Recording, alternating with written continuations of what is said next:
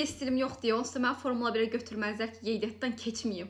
Baxın, bu cümləni Formula 1 köhnəsi olmadan qabaq mən işlətmişdim. Sonra mənim dostum mənə qaz verdi ki, Ülker, get keç.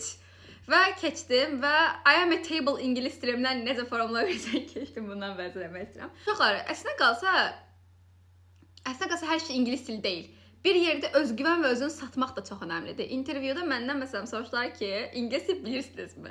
Mənim də o sırada ingilis dilim belə deyildi yəni də. Şey idim mən, A2 falan idi və danışa bilmirdim də normal olaraq. Və mən dedi ki, yolu necə izah eləyərsiniz? Sizə bir şey deyim, pedestrian line-ı bilsiz nə demişdim? Human transport line.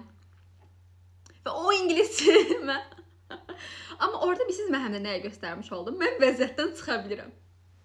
Bunlar önəmlidir. Bu bacarıq önəmli bir bacarıqdır.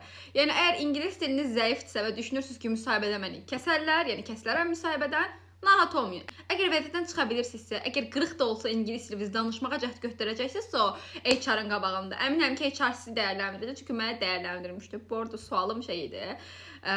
Buradan bir turistə sahil metrosunun yolu necə izah eləyərsən olduğumuz yerdən? İzahımı deyim. First, go right, and then you saw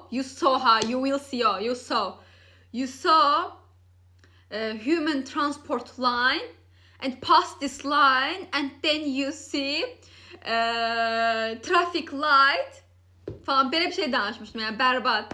Bu arada vəzifəmin adını unutmuşam.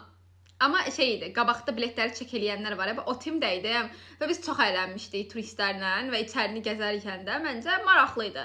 Əgər Formula 1-ə marağınız varsa, amma ingilisiniz zəifdirsə və düşünürsünüz ki, gedin, yürüyün.